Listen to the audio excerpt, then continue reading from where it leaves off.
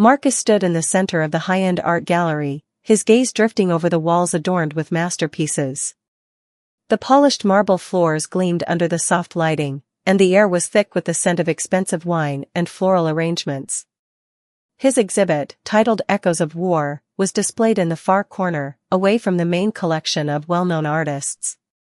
His paintings, though rich with emotion, weren't what most of the patrons were there to see.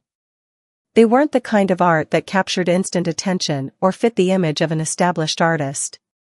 But Marcus wasn't concerned with that. He had his own reasons for being here. The gallery owner, Richard Collier, a middle-aged man with a penchant for tailored suits, stepped forward with a smile that barely touched his eyes. He had taken one look at Marcus's work earlier in the week and had already made up his mind. The young black artist, standing at the threshold of his own potential, had no place in this world of exclusivity and wealth. His art was too raw, too personal. Richard couldn't see the value in it. Not yet. Marcus, however, didn't mind. He had lived most of his life being underestimated. He had always known that his art wasn't about pleasing others, it was about healing, about expressing the stories that ran deeper than the surface. "Ah, Mr. Harris," Richard said, clapping his hands together. "I must say, your work is, certainly unique." He gave a thin smile, his voice dripping with condescension. "But I'm afraid the general public might not fully appreciate the depth of your interpretation." Marcus kept his expression neutral, nodding politely. "Art is meant to challenge perception, Mr. Collier," he replied, his voice calm but firm. "If it doesn't make people uncomfortable, then it's not doing its job." Richard chuckled, but it wasn't a genuine laugh. He glanced around the gallery, taking in the rows of abstract sculptures and classic oil paintings. "I'm sure you're right. But let's be honest, Marcus," he said, his tone shifting into something more dismissive, "no one will buy this." He gestured to the paintings hanging on the wall, their deep, violent colors contrasting sharply with the lighter tones of the gallery's other works. "This, darkness. People like things they can understand. This, well, it's a little too intense, don't you think?" Marcus's jaw tightened, but he didn't let it show. He had heard similar comments before. People didn't understand, and that was fine. His art wasn't for them. It was for him. It was his way of reconciling with the horrors of his past, a past that wasn't as simple as being just an artist. "I think you're underestimating your audience," Marcus replied, his voice unwavering. "Art isn't always meant to be easy. It's about the story it tells." Richard raised an eyebrow, clearly unimpressed. "Story, yes, of course. But people want to buy beauty, not trauma. They want something to hang above their fireplace, something that makes them feel good, not something that reminds them of the battlefield." The words hit Marcus like a punch to the gut, but he didn't flinch. Richard had no idea who he was speaking to. He had no idea what Marcus had been through. No idea that every brushstroke was a piece of his soul laid bare for the world to see. He had no idea that Marcus's journey wasn't just one of artistic discovery, it was one of survival. Before Marcus could respond, Richard's gaze flicked past him, landing on a tall, well-dressed man who had just entered the gallery. The newcomer's sharp suit and polished shoes gleamed under the lights, and his air of confidence immediately drew the attention of the gallery's patrons. "Ah, there he is," Richard muttered to himself. He turned back to Marcus, his tone now more upbeat. "Excuse me for a moment. I need to take care of a few things." He walked away, leaving Marcus standing alone amidst his own art. Marcus didn't take offense. It was typical. The wealthy and influential always had their eyes set on the next big thing, something or someone they could elevate to give them more status. He didn't need their validation. He never had. He turned his gaze back to his paintings, studying them with a practiced eye. The chaotic swirls of color, the jagged lines that seemed to vibrate with intensity, they spoke to the violence of his past, to the endless battles that raged within him. Battles not just against his enemies, but against himself. You see, Marcus wasn't just an artist. He was something more. Much more. Years ago, he had been a soldier, part of an elite program designed to genetically enhance humans into super soldiers, engineered to fight in wars across the galaxy. He had been chosen because of his unmatched strength, his intelligence, and his resilience. The program had been part of a covert government project, designed to build a new breed of warrior to defend Earth from intergalactic threats. He had endured brutal training, countless surgeries, and genetic modifications that had made him faster, stronger, and more capable than any human could ever hope to be. He had been an instrument of war, and for a long time, that was all he had known. But somewhere along the way, Marcus had realized that the war was not just about defeating enemies on distant planets. It was also about the war within himself. The war between who he was meant to be and who he had become. And when the war finally ended, Marcus had turned his back on it.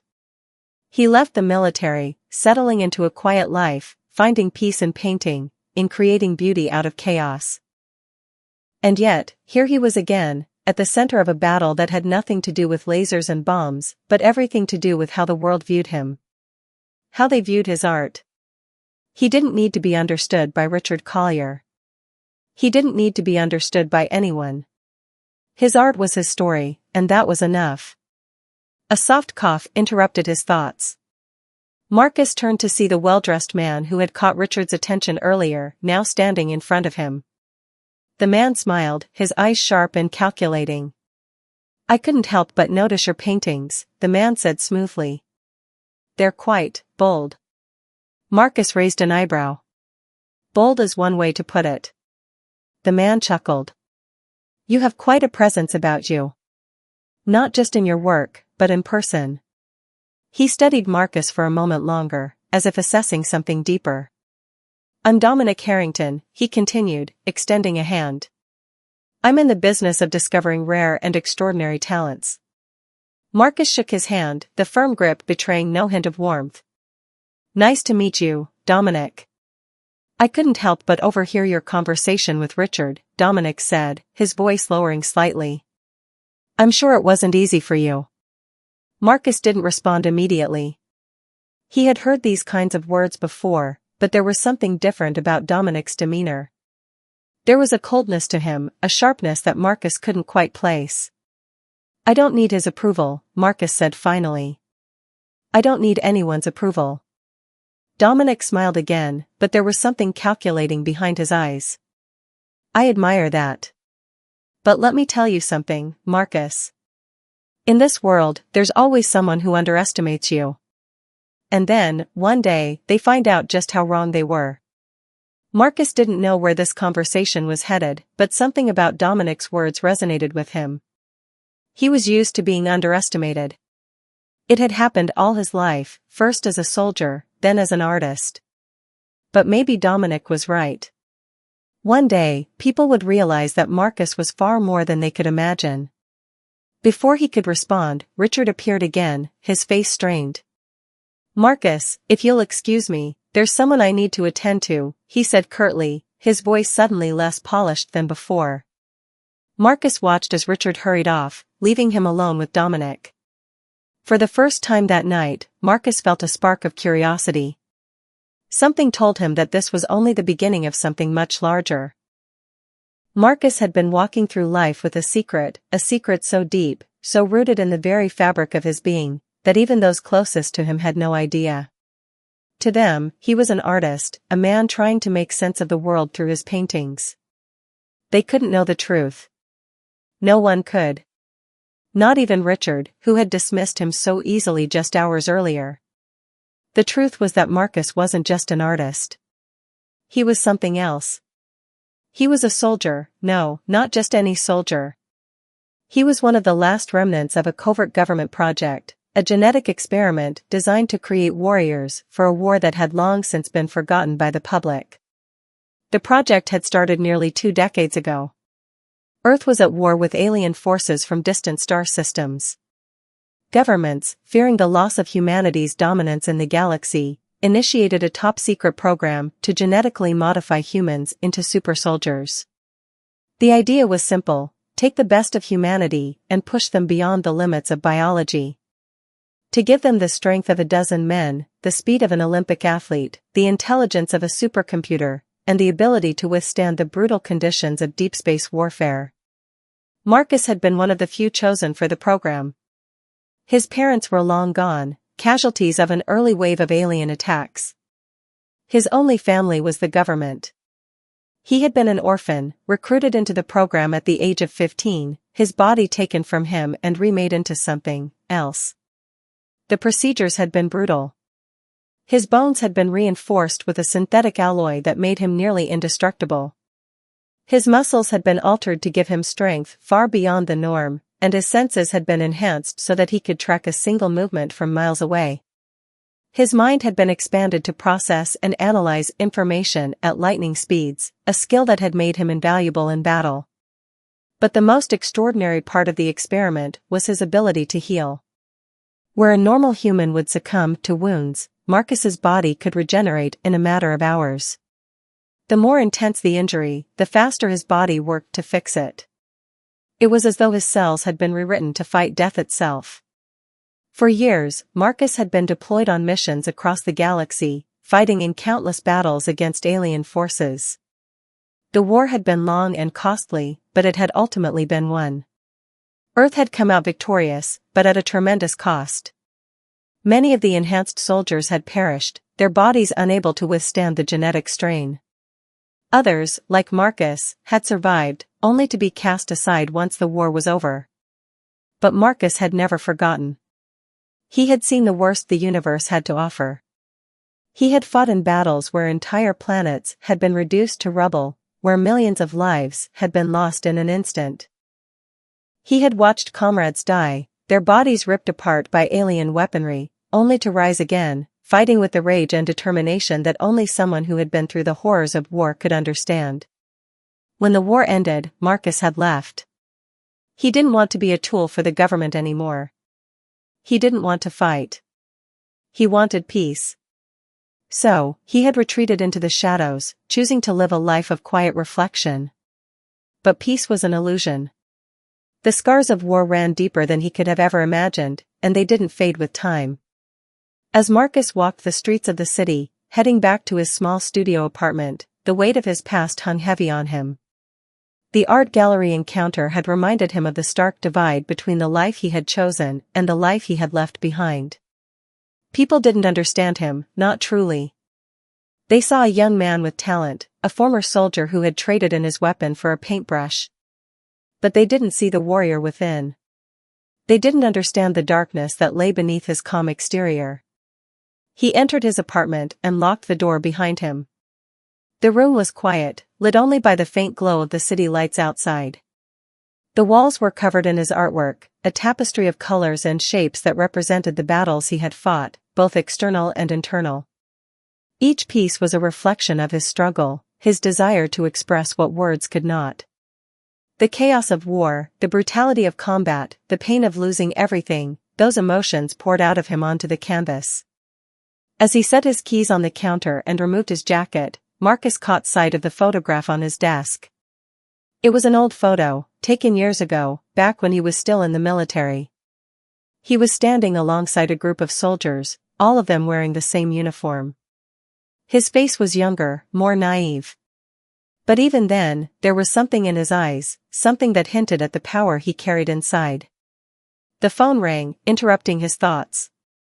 He glanced at the screen. It was Dominic Harrington. Marcus hesitated for a moment before answering. "What do you want, Dominic?" "I see you didn't take my advice earlier." Dominic's voice came through the phone, smooth and confident. "You're a man of pride, Marcus. I respect that. But you need to understand something. The world isn't going to hand you anything on a silver platter. You've got to take it." Marcus sat down on the couch, the phone still pressed to his ear. "I don't need anything from you." "Oh, I think you do," Dominic replied. "I know who you really are, Marcus. You're not just a painter. You're not just a former soldier. You're someone who could change the course of history. And I want to help you do that." Marcus clenched his jaw. He had no patience for people like Dominic, people who thought they could manipulate him. "I'm not interested in whatever you're selling." "Don't be so hasty," Dominic said, his voice dropping lower, as if sharing a secret. "You're not the only one with a past, you know. I've been following the developments of the old military programs, the ones that turned you and others like you into soldiers. And I know there are others out there, still working, still fighting. You think the war ended, Marcus, but it didn't. It's only just begun." Marcus's heart skipped a beat. "What are you talking about?" "An alien force is coming," Dominic continued, his voice filled with urgency. "A new war is on the horizon. And you, Marcus, you have something they want. Something that could turn the tide of battle." The words hung in the air, heavy and ominous. For a moment, Marcus was silent, the weight of Dominic's words settling over him. A new war. Alien forces. Something they wanted. "I'll be in touch," Dominic finished, his tone casual as if discussing the weather. Before Marcus could respond, the call ended. He sat there, his mind racing. Could it be true? Was there really a new war coming? And if so, what role did he play in it? The days that followed Dominic's call were a blur. Marcus had been left with a gnawing feeling in the pit of his stomach, a sense of unease that grew stronger with every passing hour. He had tried to ignore it, to bury the memories of the war and the life he had once led, but they kept surfacing, unbidden. The images of battlefields, the sounds of blaster fire, the faces of fallen comrades, he couldn't escape them. He tried to focus on his art, as he always did, but even that felt hollow. The strokes of his brush lacked the intensity they once had. His work felt disconnected, as if his soul was no longer in it. He could no longer shut out the truth that had been nagging at him since Dominic's call. A new war was coming. And Marcus was right in the middle of it. The call had been clear. The alien forces weren't gone, they had only been biding their time. The galaxy was on the brink of another conflict, and this time, it wasn't just about defending Earth, it was about the future of the entire galaxy. And somewhere, buried in Marcus's past, was a key to the balance of power in that war. It wasn't long before Marcus received another call, this time from someone he hadn't heard from in years. It was a voice he had hoped he would never hear again. The voice of General Stryker, the man who had overseen the genetic enhancement program that had transformed Marcus into the weapon he had become. "Marcus," General Stryker's voice crackled through the phone, rough and urgent. "We need you. It's happening again. The aliens are mobilizing. You're not safe. None of us are." Marcus's heart skipped a beat. The general's words were familiar, too familiar. He had heard them in the days before the first invasion, when the galaxy had been thrown into chaos. But this time it was different. The tone in Stryker's voice was one of desperation, not the cold, military efficiency Marcus was used to. "What's going on, sir?" Marcus asked, his voice steady, despite the storm of emotions brewing inside him. "We've been monitoring intergalactic communication channels," Stryker replied. "We've intercepted messages. The aliens are preparing for an invasion. They've allied with another race, a force we've never encountered before. And they're coming for Earth." Marcus felt a chill run down his spine. The alien threat had always been there, lurking in the background, but he had hoped, against all odds, that it was over. That the war had truly ended. But now, it seemed that hope had been a lie. "How do you know it's them?" Marcus asked, his mind racing. "The invasion was supposed to be over. We won." "We thought we had won," Stryker said grimly. "But they've been rebuilding. They've been preparing for this moment. And now, they found a way to bypass our defenses. The war was never truly over, Marcus. They've been planning, and now they're ready to strike." Marcus's thoughts flashed to the strange, cryptic warning Dominic had given him. The alien forces weren't just coming for Earth, they were coming for something. Something that had been hidden away. Something that could change the entire course of the war. He was the key. The program, Marcus murmured, more to himself than to Stryker. You didn't just create soldiers. You created weapons. You created us. Exactly, Stryker's voice was filled with urgency. We created soldiers, but we also created a power that they want. The aliens know about the enhancements we made to our soldiers. They want that technology. They want the power that you hold. And they'll stop at nothing to get it. Marcus's mind raced. The implications were staggering. The very enhancements that had made him a weapon of war, that had turned him into something more than human, were now a target. He had always known that the government had seen him as just a tool, nothing more than an asset to be used and discarded when the war was over. But now, the aliens had their sights set on him and others like him. And if they succeeded in capturing him, the consequences would be catastrophic. I need you to meet with me, Stryker continued. We've set up a safe house. You can't stay where you are. They'll be looking for you. They know your name. They know who you are. I'm not running, Marcus replied, his voice sharp. I'll face them. But I need more information. What exactly do they want with me? Stryker was silent for a moment, then replied, they want your enhancements. They want to reverse engineer the genetic modifications we've made to our soldiers. They want to use that technology for their own purposes. They want to make their army stronger, faster, and more deadly. And they want to use you to unlock those secrets. The weight of Stryker's words settled over Marcus like a heavy cloak. The war that had shaped his life, the war he had tried to escape, was coming back for him. This time, he couldn't run. There was no hiding. The battle was no longer just about survival. It was about control over the future of humanity and the future of the galaxy. Marcus felt a sudden surge of anger. How dare they? How dare the aliens think they could just take what he had become? He wasn't just a soldier. He wasn't just a weapon to be used. He was a person. He had a life. He had a future. And he wasn't going to let anyone take that away from him. I'll meet you, Marcus said, his voice steely with determination. But know this, General, I'm not doing this for you. I'm not doing this for Earth. I'm doing this for me. For everyone like me who's been used and discarded. I'll stop them, but I'm doing it on my terms. The line went silent for a moment before Stryker spoke again. I understand, Marcus. But time is running out. We need you now. I'll be there, Marcus replied, his tone final. He hung up the phone, his thoughts swirling. He had tried to leave his past behind, to build something new with his art, but the past was never so easy to escape. Now, he had no choice but to face it once again.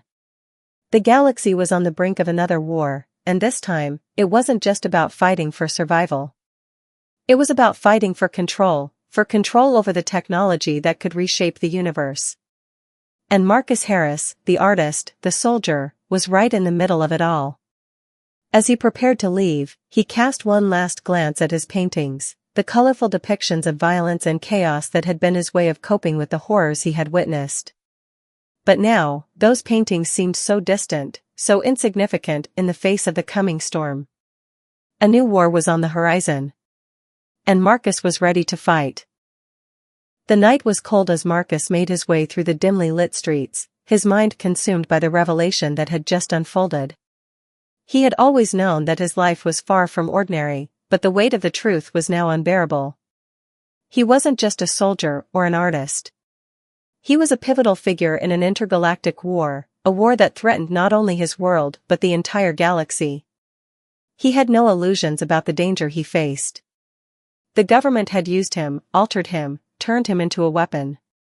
But that was in the past. Now, the aliens wanted what had been done to him, his enhanced genetics, the very modifications that made him more than human. If they succeeded in capturing him, the consequences would be devastating. The aliens could reverse engineer the enhancements and create an unstoppable army, one that could annihilate humanity and any other species that stood in their way. Marcus's footsteps echoed in the empty streets as he made his way to the safe house where General Stryker had instructed him to meet. The city was eerily quiet, as if holding its breath, waiting for something to happen. He could feel it, an undercurrent of tension in the air, a sense that something monumental was on the verge of breaking. As he approached the building, Marcus scanned his surroundings, his heightened senses alert to every sound, every movement. He knew he wasn't alone. He could feel eyes on him, hidden in the shadows. The aliens were out there, watching, waiting for the right moment to strike. They wouldn't be content until they had what they wanted. The safe house was a nondescript building, a forgotten relic of the old city. It looked like any other abandoned structure, but Marcus knew better. It was fortified, protected by layers of security that only a few trusted individuals knew how to bypass. Stryker had prepared for this moment, for the day when Marcus would be forced back into the war. He entered the building, the door creaking as it swung open. Inside, the atmosphere was tense, the air thick with anticipation. The walls were lined with old, military equipment, monitors, and screens that flickered with static. The dim light cast long shadows on the floor, creating an unsettling atmosphere. General Stryker stood near one of the monitors, his face hard and unreadable. He was an older man now, his once immaculate uniform worn and faded, but his eyes still carried the cold, calculating sharpness of a commander who had seen countless battles. The war had left its mark on him, just as it had on Marcus. "You made it," Stryker said, his voice grim. "You're going to need to be ready for what's coming." Marcus nodded, stepping further into the room. "I'm ready." "What's the plan?" "We don't have much time," Stryker replied. "The aliens will be here soon. We've detected their ships moving into position. They've allied with a new faction, another species we've never encountered before. They call themselves the Thraxians. If what we've gathered is correct, they've developed technology that could easily counter our defenses." "Thraxians?" Marcus asked, his brow furrowing. He had never heard of them before. "What makes them so dangerous?"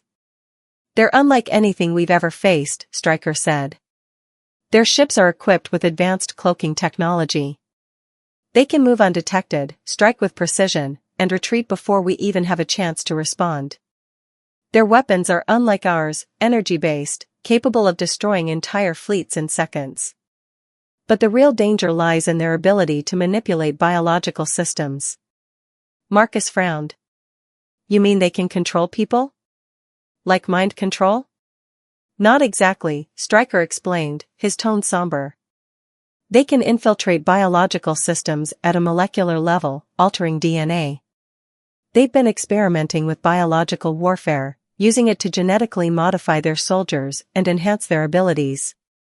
And they've learned how to extract and replicate the modifications we made to our soldiers, modifications like yours." Marcus's hand instinctively went to the scar on his neck, where the genetic enhancements had been implanted. The idea that the aliens could replicate his enhancements sent a chill through him. He had always known his power was unique, but the thought of someone else wielding it, using it against humanity, was almost too much to bear. "So, they want me," Marcus said quietly, his voice hardening with resolve. "They want to replicate what you did to me." "Exactly," Stryker replied. "And they'll stop at nothing to get it." Marcus turned away from the general, pacing the room as he processed the information. He had always tried to distance himself from the man he had been, the soldier he had been forced to become. But now, that part of him was coming back. It was no longer a choice, it was a necessity. The aliens were coming, and they weren't just interested in Earth. They were after something much bigger. They wanted control of the galaxy, and they needed Marcus to do it. "Where do we go from here?" Marcus asked, his voice cold. "We have two options," Stryker said. "We can try to fight them here and now, defend Earth and our people. Or we can go on the offensive, take the fight to their doorstep before they can launch their invasion." Marcus's mind raced. Both options were dangerous, but there was only one that made sense. The aliens had the upper hand, they had the technology, the resources, and the numbers. fighting them on Earth would be a losing battle. But if they could strike first, take the fight to the Thraxians' homeworld, they might stand a chance. I say we go on the offensive, Marcus said, his voice filled with determination. We take the fight to them before they can come to us. Stryker gave a sharp nod. I was hoping you'd say that. The general moved to a nearby terminal and began typing rapidly on the keyboard, bringing up a map of the galaxy. A cluster of red dots blinked on the screen, marking the locations of known alien bases, the positions of enemy fleets. A path began to form, a trajectory that would take them straight to the heart of the alien alliance. We have one shot at this, Stryker said. We'll need a fleet, but we can't rely on Earth's military alone. We'll need to rally the scattered resistance groups, the factions who've been fighting on the fringes of the galaxy. If we can unite them, we might stand a chance. Marcus stared at the screen, the weight of the responsibility settling over him. This wasn't just a war for Earth, it was a war for the entire galaxy. And he was the key. The decisions they made in the coming days would determine the fate of countless worlds. We'll do it, Marcus said, his voice steady. I'll rally whoever I can. But we need to move quickly. The Thraxians won't wait. Stryker nodded. I'll get the word out. Prepare for battle, Marcus. The storm is coming, and we need to be ready. As Marcus left the safe house, the cold night air hit him like a slap. His mind was already racing ahead, thinking of the alliances they would need to forge, the battles they would have to fight, and the price they would all pay. The galaxy was on the brink of war again, and this time, there would be no retreat. No more hiding. The storm was coming. And Marcus would stand at its center. Marcus sat alone in the small, dimly lit room of the safe house, his mind a whirl of thoughts and emotions. The weight of the decisions he had made in the past few hours was overwhelming. The war he had tried to escape was pulling him back in, and this time, there was no turning away. The alien threat was real, and their technology, their deadly alliance with the Thraxians, was a force unlike anything humanity had ever faced. The fate of the galaxy rested on the shoulders of men like him, men who had been engineered as warriors but now had to fight for a cause they could scarcely understand. Marcus rubbed his temples, trying to push away the tension that had settled in his skull. Every plan, every strategy, every decision felt like it carried 100-pound weight. He had been trained for battle, but this was different. This wasn't just about surviving or fighting to protect Earth. This was about confronting the very essence of what he had become, a living weapon, created for a purpose he never fully understood. The modifications to his body had made him faster, stronger, more resilient, but they had also taken something from him.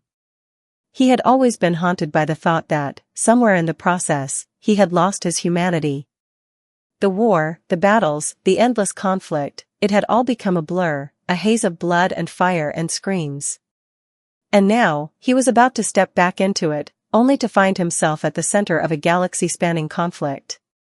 Was this who he was meant to be? A soldier? A weapon? As the quiet hum of the safe house enveloped him, Marcus found his thoughts drifting back to his art. He had tried so hard to create something beautiful, something meaningful. He had wanted to escape the war, to express himself in a way that transcended the violence he had known for so long. His paintings, once vibrant with color and life, now felt empty to him. The scenes of destruction he had captured, the chaos and violence that had defined his existence, were no longer cathartic. They were reminders of a life he had never truly chosen. He stood up abruptly, pacing the small room. His mind was racing again, spiraling out of control. He had promised to lead the fight, to rally the scattered resistance groups. But how could he do that? How could he lead others into battle when he wasn't even sure who he was anymore? His body had been changed, altered by the genetic enhancements, his cells restructured to make him the perfect soldier. But what about his mind? What about the man he had been before all of this? Was he still there, buried beneath the layers of combat training, beneath the scars of war? The door to the room creaked open, and General Stryker stepped inside, his face unreadable as usual. He didn't speak at first, allowing Marcus a moment to collect himself before he began. "Marcus," Stryker said, his voice low and measured. "We've made contact with several factions. There are resistance groups out there, scattered across the galaxy. Some are small, some are well established.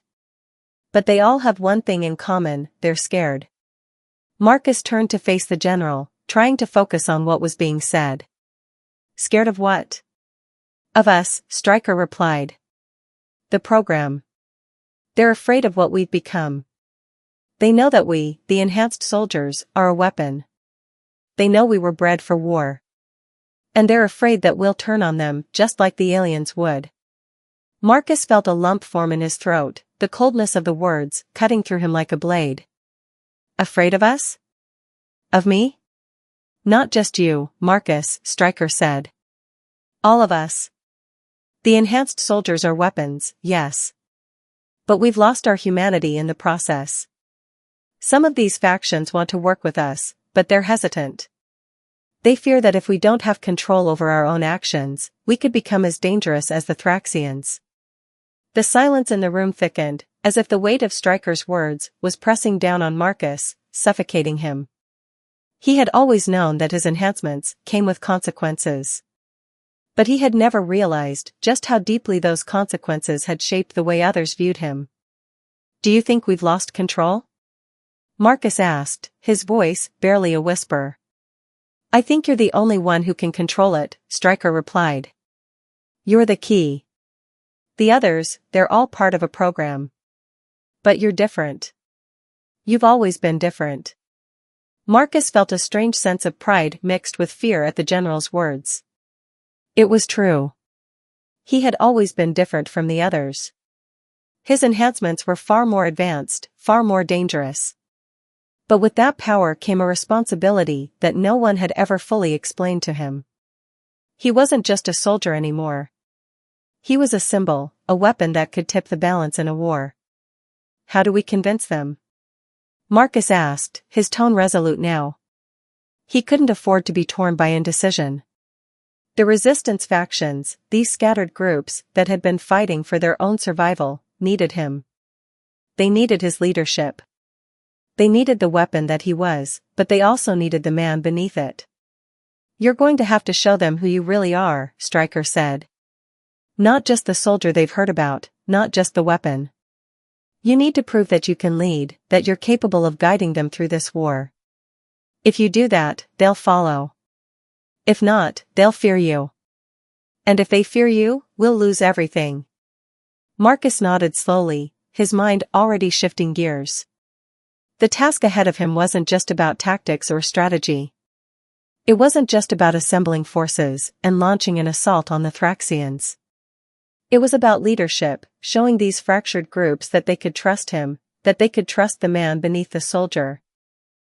It was about proving that he hadn't lost his humanity, no matter how much the war and the enhancements had tried to take it away. "All right," Marcus said, his voice stronger now. "I'll do it. But I can't do it alone. We'll need every ally we can get, every faction, every resistance group. We'll unite them, and we'll take the fight to the Thraxians. We'll show them what humanity is capable of." Stryker gave a firm nod, his face hardening with resolve. "We'll need to act quickly. The Thraxians won't wait for us to gather our forces." As the two men moved to leave the safe house, Marcus felt a strange sense of clarity. For the first time since the war had been thrust upon him, he understood his purpose. He wasn't just a weapon. He was a leader, and this war, this galaxy-wide conflict, was his to command. The storm was coming, but he was ready to face it. Ready to fight for his people, for his humanity, and for the future of the galaxy. The galaxy was on the edge of war. Every planet, every faction, and every race knew it. The Thraxians, with their alliance to the mysterious alien invaders, were poised to sweep across the stars, leaving nothing but destruction in their wake. Yet, for all their might, the Thraxians had one critical weakness: unity. They were not a single force, they were a fractured empire of competing factions, each with its own agenda, its own thirst for power.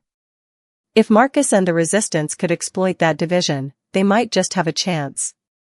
Standing before a holographic map of the galaxy, Marcus felt the weight of the responsibility bearing down on him once again.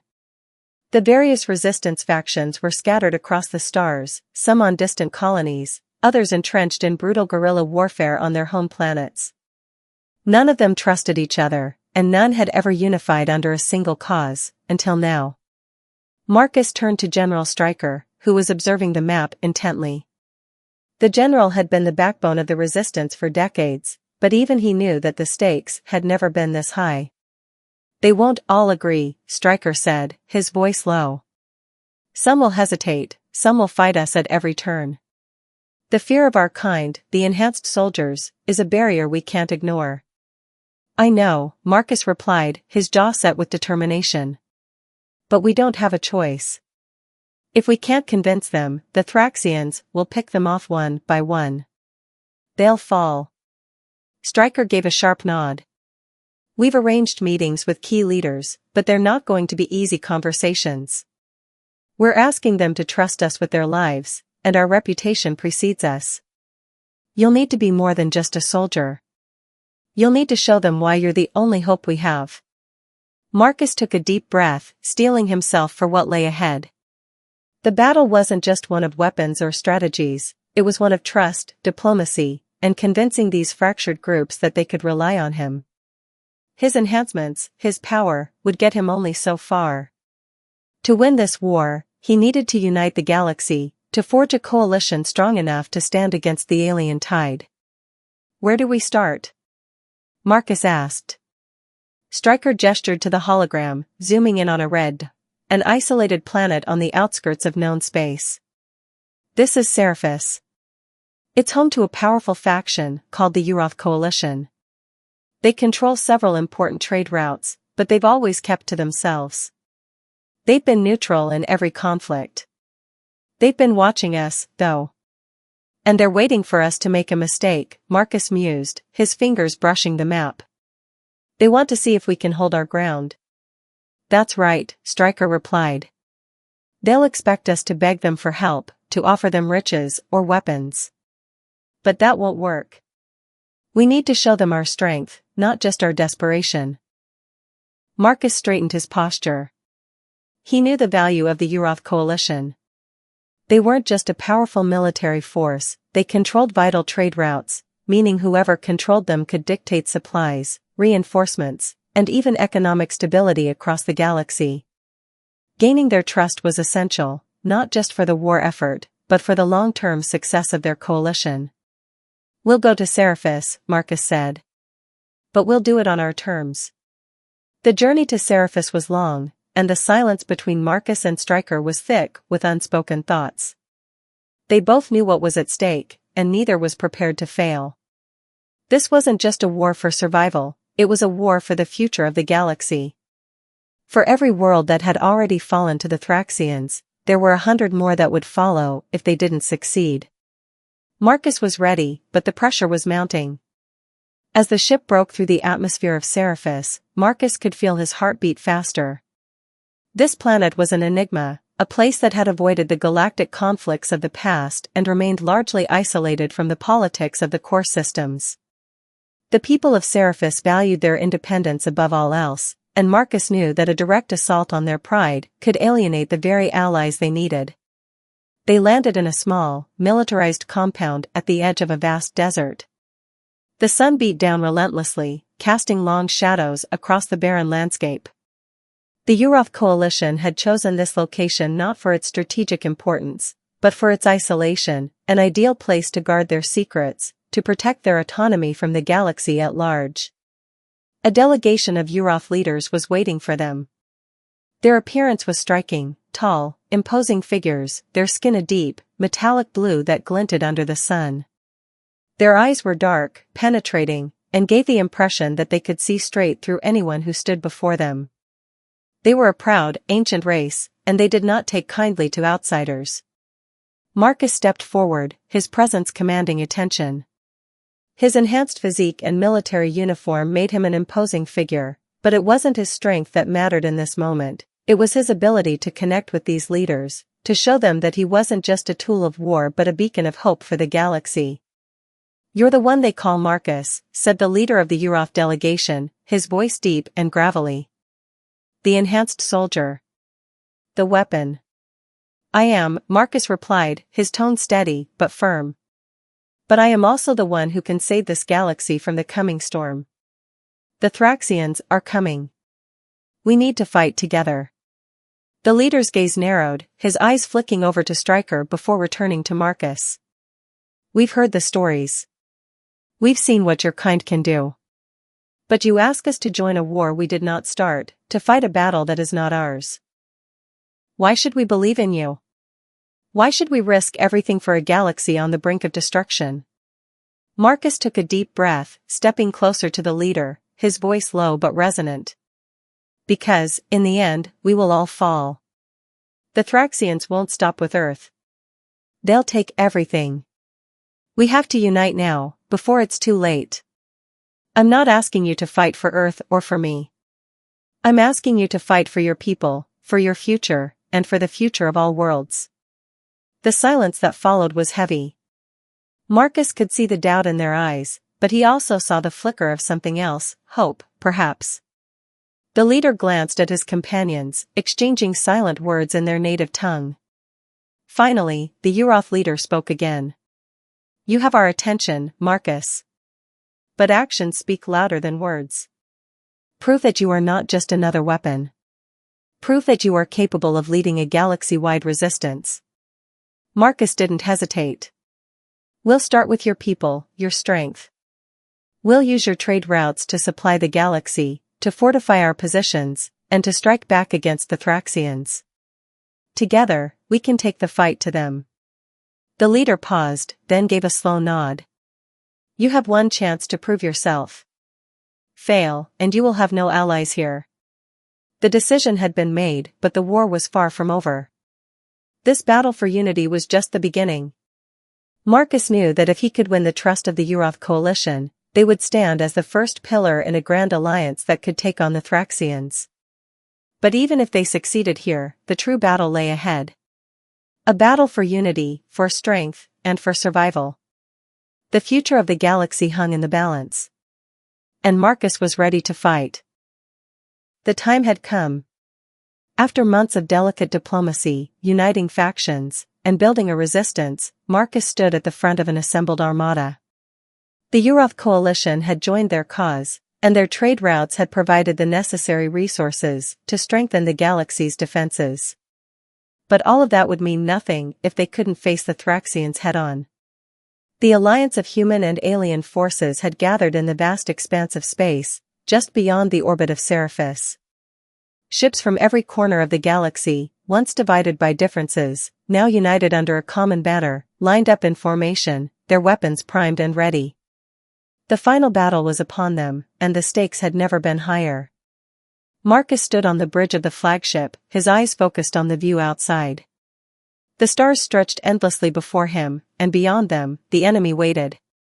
The Thraxians had arrived in force, their massive warships hanging ominously in the dark void of space. They had come for control, for conquest, and now, they would face the full wrath of an united galaxy. The holographic display flickered to life, showing the fleet in position, with the Thraxian forces arrayed in a formidable line, blocking their path. Marcus could feel the pulse of the ship beneath his feet, a constant reminder that they were already in motion, toward a confrontation that would shape the future of all sentient life in the galaxy. General Stryker stood beside him, his expression grim but resolute. "They've got the numbers, but we have the will," he said, his voice steady. "We've fought to get here. Now, we finish what we started." Marcus nodded, his mind clear and focused. The Thraxians had underestimated them from the beginning. They had thought humanity and its allies could be easily crushed, that their divisions would spell the end of any hope for resistance. But they had failed to account for the strength of unity. The very thing the Thraxians sought to divide had now become their greatest weakness. "We've trained for this," Marcus said, his voice filled with quiet confidence. "We've gathered the best, and we've built something stronger than they can ever imagine. We fight as one." Stryker gave a sharp nod, and the countdown began. The ships moved into battle formation, weapons charging, engines roaring to life. The moment of truth had arrived. The first shots were fired as the two fleets collided. The soundless void of space erupted into chaos as plasma bolts and missile trails lit up the darkness. Ships of every size and class engaged in combat, the explosions rippling across the cosmos like fireworks on a galactic scale. The battle was fierce, and the resistance fought with a ferocity that stunned even Marcus. He stood at the helm of his own ship, the flagship of the human-led coalition, directing the movements of the fleet with precision. His enhancements gave him an edge, allowing him to process information faster, to predict enemy movements with uncanny accuracy. He was not just a soldier, he was a tactician, a leader, and now, he had to be the voice that guided the galaxy through its darkest hour. The Thraxians were a brutal force, their ships designed for maximum destruction. But they were also overconfident, their superiority in numbers blinding them to the strategy unfolding before them. The Alliance had carefully coordinated their attack, using the chaos of battle to disorient and isolate pockets of Thraxian forces. Marcus could see the plan coming together, their forces were starting to break, their coordination faltering as the resistance exploited every weakness. "General, we're making progress," Marcus said, glancing at the tactical map. "Their lines are starting to fracture." Stryker stood beside him, his eyes scanning the battlefield. "Keep pressing them. We have to break their command ship. If we do, their forces will collapse." Marcus nodded, his gaze turning toward the largest of the Thraxian warships, a massive fortress of metal and firepower. It was heavily guarded, its shields reinforced by an army of smaller ships, but it was also their greatest vulnerability. The heart of the Thraxian fleet, if they could take it down, they would shatter the enemy's resolve. "Target the command ship," Marcus ordered. "All ships, full assault." The Alliance's fleet surged forward, cutting through the Thraxian forces like a blade through paper. The resistance fighters gave everything they had, their ships darting in and out of the fray with deadly precision. Marcus could feel the tension in the air as the ships closed in on their target. This was it, the moment that would decide the fate of the galaxy. As they neared the Thraxian command ship, Marcus's ship took heavy fire. The shields flickered, struggling to hold up against the barrage, but the enemy was relentless. "Brace for impact," he shouted as the ship rocked violently. But despite the damage, Marcus could feel the energy surge within him. His enhancements kicked in, his mind racing with calculations and strategies. "Get us close," he said through gritted teeth. "We can't afford to miss." The ship plunged forward, dodging blasts and weaving through enemy fire. The command ship loomed larger in the viewport, its weapons blazing with the fury of a dying empire. But Marcus was focused, his every thought honed on the target. "Fire," he commanded, and the main guns of the flagship unleashed a torrent of energy at the heart of the Thraxian ship. The blast hit with catastrophic force, breaching its shields and tearing through the hull. For a moment, everything seemed to freeze, then the explosion rippled outward, sending shockwaves through space. The Thraxian command ship erupted in a massive fireball, its entire structure collapsing in on itself. The remaining Thraxian forces, leaderless and disorganized, fell into chaos. The tide of battle had turned. Victory was within their grasp. In the aftermath of the battle, the galaxy held its breath. The Thraxians were not yet defeated, but their power had been broken. The Alliance had won the day, but the war was far from over. The Resistance had dealt a crippling blow, and now it was time to finish what they had started. Marcus stood on the bridge of the flagship once more, his gaze fixed on the wreckage of the Thraxian fleet scattered before him. The stars were silent, the galaxy holding its breath in the wake of the epic struggle. But Marcus knew that this was only the beginning. The Resistance was now more than just a ragtag collection of factions. It was a force to be reckoned with, and the Thraxians had seen their first taste of what they would face in the days to come. "We've won the battle," General Stryker said, his voice filled with quiet pride. "But the war is just beginning." Marcus nodded, a faint smile tugging at the corner of his lips. "Yes. but now we fight on our terms. We fight for the future. The battle for the galaxy had been won, but the final stand was just the first step in a long journey. The resistance would continue to push forward, unite more factions, and take the fight to the Thraxians. And Marcus, the enhanced soldier, would lead them all. His humanity, his strength, and his will to fight for a better future would be the beacon that guided them through the darkness. For the first time in a long while, Marcus felt truly alive. He was no longer just a weapon. He was a leader, a symbol of hope, and the galaxy had its chance at peace.